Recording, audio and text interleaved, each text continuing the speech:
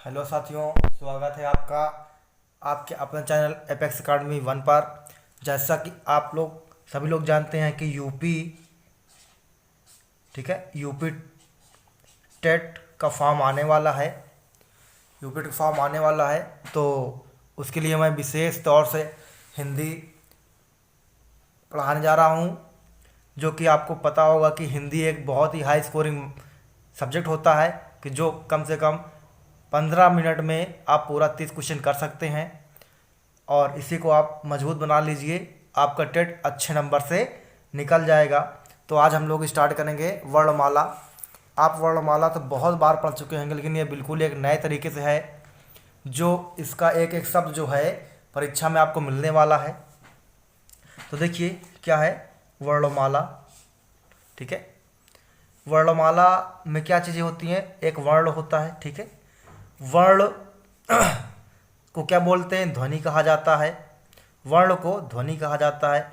और ध्वनि का आप कह सकते हो, ध्वनि को वर्ण कहते हैं। तो वर्ण क्यों कहते हैं ध्वनि को? तो ये देखिए, ध्वनि को वर्ण इसलिए कहते हैं क्योंकि जो चिन्ह होता है, चिन्हों को हम लोग लिखित रूप में रखते हैं, इसीलिए उसे क्या बोलते हैं? हम लोग वर्ण कहते हैं, ठीक है। तो इसकी परिभाषा देखते हैं। परिभाषा मैंने दो लिख दी है, और दो के दोनों ही परीक्षा में आया हुआ है।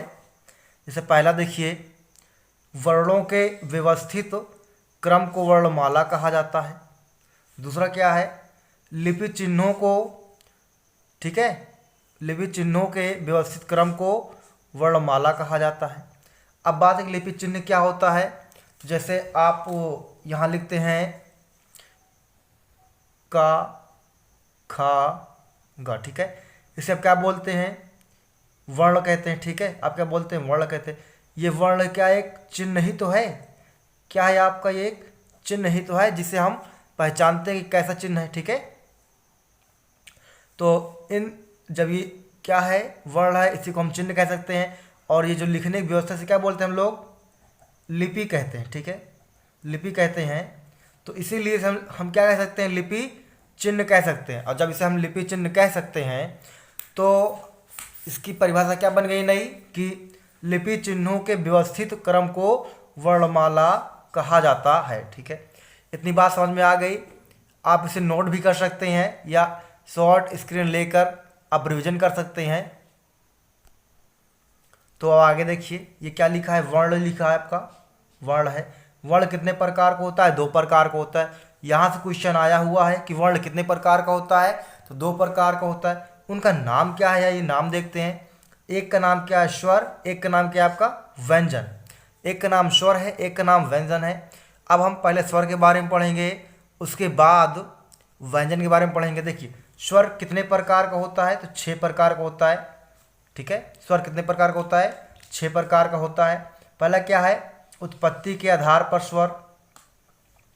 दूसरा है उच्चारण के आधार पर स्वर। तीसरा है कालमान या मात्रा के आधार पर स्वर, ठीक है। और चौथा है आपका जीभ या जीहा के आधार पर। चौथा है, और पांचवा होगा आपका ओष्ठ के आधार पर। और छठा है मुख विवर के आधार पर।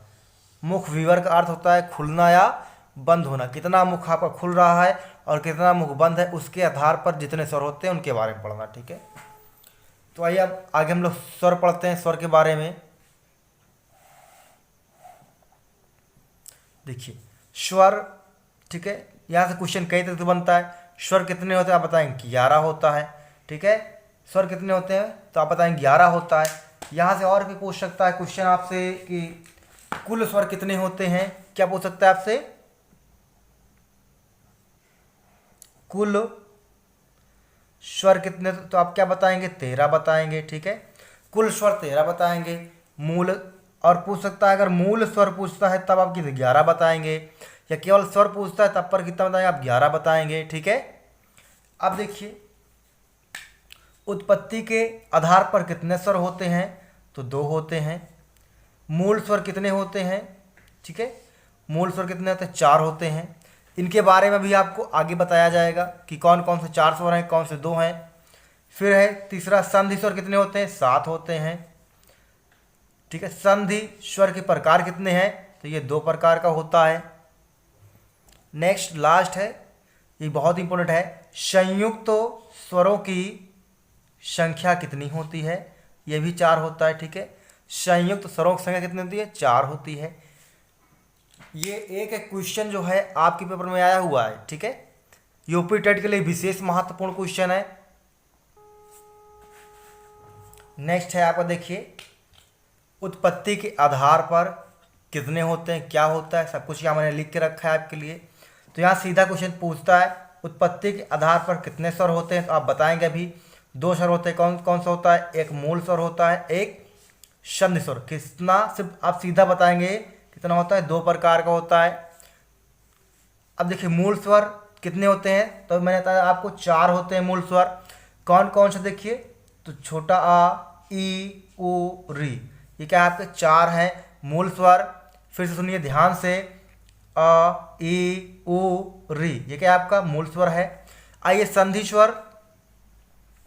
संधि स्वर भी कितने होते हैं, 2 प्रकार का होता है, एक होता है दीर्घ स्वर और दूसरा होता है संयुक्त स्वर। ठीक है, अब दीर्घ स्वर क्या होता है, जो अपने समान वर्णों से मिलकर बना होता है वो दीर्घ स्वर कहलाता है। जैसे छोटा और छोटा मिल क्या बना है, बड़ा। ठीक है, ई और ए मिल क्या बना है, ई मिला है। ओ मिलकर क्या बना है, ऊ बना है। ये सब क्या है, दीर्घ स्वर है। यहाँ पूछता है कि मूल दीर्घ स्वर कितने होते हैं, तो अब क्या बताएंगे, मूल दीर्घ स्वर 3 होते हैं। क्वेश्चन पूछा गया परीक्षा में आपसे। नेक्स्ट है संयुक्त स्वर कौन कौन से हैं। संयुक्त स्वर का है कि एक दूसरा हो और एक दूसरे वर्ग का हो। जैसे कि यहाँ अ और ई मिल क्या बन गया, आई। ठीक है, अ और ए मिल के बन गया आए, अ और उ मिल के बन गया ओ, आ और ओ से क्या बना हुआ आपका, आओ। ठीक है, ये क्या है आपके संयुक्त स्वर है। और ये पूछता है कि आपसे संयुक्त दीर्घ या संयुक्त स्वर कितने होते हैं, तो आप क्या बताएंगे, संयुक्त दीर्घ या संयुक्त स्वर कितने होते हैं, 4 होते हैं। इनको आप बिल्कुल नोट कर लीजिए, यही क्वेश्चन पूछता है कि संयुक्त स्वर कितने होते हैं, 4। संयुक्त स्वर कौन कौन से हैं, ए, ओ, औ होता है। ठीक है, इस तरीके से। आइए अब अगला क्वेश्चन देखते हैं। नेक्स्ट पूछा है आपसे, ये अगला स्वर होता है कालमान या मात्रा के आधार पर। कौन सा होता है, कालमान या मात्रा के आधार पर होता है। ये कितने प्रकार के होते हैं, पहला क्वेश्चन बनता है कालमान या मात्रा के आधार पर स्वर कितने प्रकार के होते हैं। पहला क्वेश्चन तो होता है 3 प्रकार का। आइए उन तीनों का नाम जानते हैं। ठीक है, पहला है हर्ष स्वर। क्या होता है, हर्ष स्वर। हर्ष स्वर का अर्थ होता है जिसमें बोलने में बिल्कुल अल्प समय लगे, बिल्कुल कम समय लगे, जैसे आ, ई, उ। ठीक है, इस तरीके से। तो हर्ष स्वर कितने होते हैं भैया, 4 होते हैं। जो मूल है वही हर्ष स्वर है, जिनमें कम समय लगता है वही मूल स्वर कहलाते हैं। जैसे क्या है, अ, ई, उ, री, ये क्या है आपके हर्ष स्वर। कितने हैं भैया, 4 हैं। ठीक है, कितने हैं, 4 हैं। नेक्स्ट है दीर्घ स्वर। ठीक है, दीर्घ स्वर में क्या होता है, जिसमें 2 गुना समय लगता है।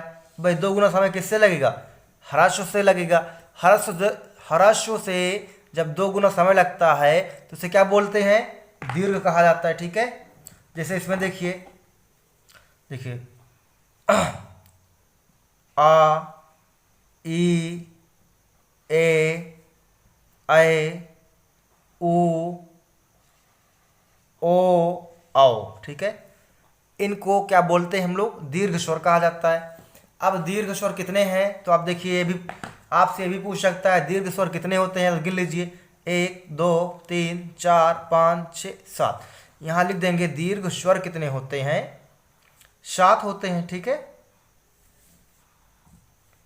नेक्स्ट प्लुत स्वर। क्या है, प्लुत स्वर, जिसमें 3 गुना या 3 गुणा समय लगता है उसे क्या बोलते हैं, प्लुत स्वर। जैसे कि आप गांव घर में रहते हैं, बोलते हैं राम, इस तरीके से।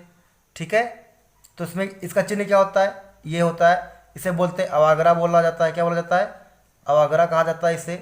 ये प्लुत स्वर का साइन होता है और इसका इस्तेमाल हमेशा किसमें होता है, संस्कृत या वेदों में इसका इस्तेमाल होता है। ठीक है, आइए अब नेक्स्ट देखते हैं। देखिए नेक्स्ट है आपका उच्चारण के आधार पर। क्या है आपका, उच्चारण के आधार पर है, ठीक है, उच्चारण के आधार पर है। तो देखिए इसमें क्या क्या होता है उच्चारण के आधार पर।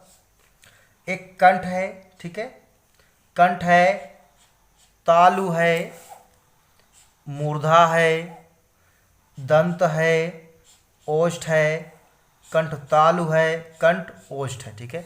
मैंने इसको बहुत अच्छे से डिज़ाइन किया है, कई किताबों का इसमें मिश्रण मिलाया है, ठीक है, तब जाके इतनी अच्छी नोट्स बनी है।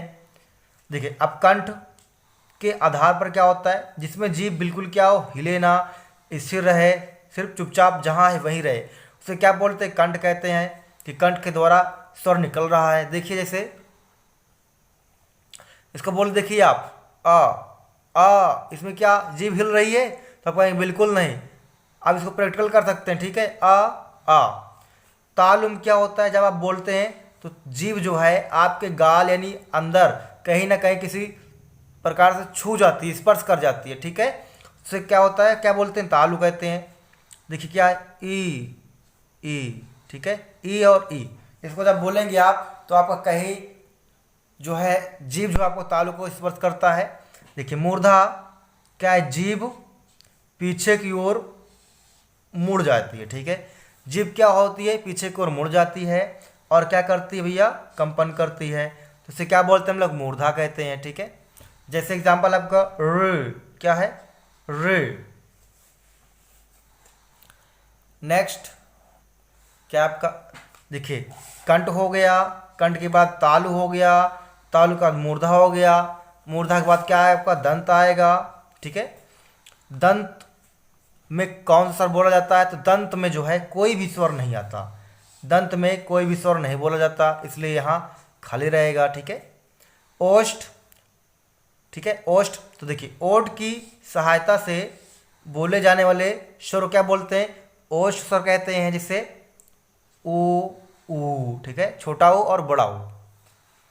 नेक्स्ट है कंठ तालु। कंठ तालु का अर्थ है कि एक कंठ से हो और एक ताल से हो। तो अ कहाँ से, कंठ से है, ई तालु से है, तो क्या बन गया, कंठ तालु। इसको जोड़ेंगे क्या बनता है, ए, क्या बनता है, ए बन जाता है, ठीक है। इसी प्रकार ए और ए मिलकर क्या बनाता है, ए बनाता है, ठीक है।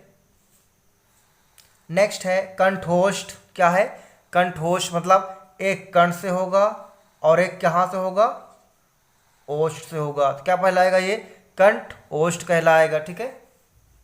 जैसे अ और उ मिल क्या बनाता है, ओ बनाता है, क्या हो गया, कंठोष्ठ हो गया, ठीक है।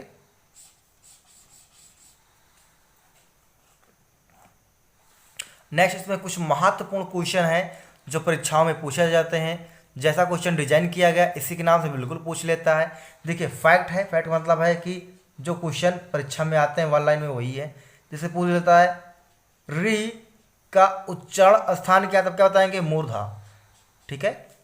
पूछ लेता है किस स्वर का उच्चारण दांत से होता है या नहीं होता है, तो कोई स्वर नहीं है जिसका उच्चारण क्या होता है दांत से, क्या क्या कर दें, क्रॉस, यानी ऑप्शन में आएगा तो आप नाट का चिन्ह लगाएंगे, नहीं का। नेक्स्ट पूछ लेता है ए और ऐ का उच्चारण स्थान क्या होता है, तब क्या बताएंगे, कंठ तालु, ठीक है, क्या बताएंगे, कंठ तालु बताएंगे। नेक्स्ट क्वेश्चन पूछ सकता है आपसे किस स्वर का उच्चारण कंठ से होता है, तो आ और आ का उच्चारण कंठ से होता है। नेक्स्ट है कंठ ओष्ठ से उच्चरित होने वाला स्वर कौन सा है, तब क्या बताएंगे, ओ और औ से, ठीक है, ओ और औ से क्या होता है, कंठोस्थ स्वर होते हैं, ठीक है। इस प्रकार से आज आपके लिए इतना ही है। और यदि आपको वीडियो अच्छी लगी है, आपको हेल्पफुल लग रही है, आप शेयर करिएगा और सब्सक्राइब करिएगा और लाइक का बटन दबाना मत भूलिएगा, ठीक है। जय हिंद साथियों।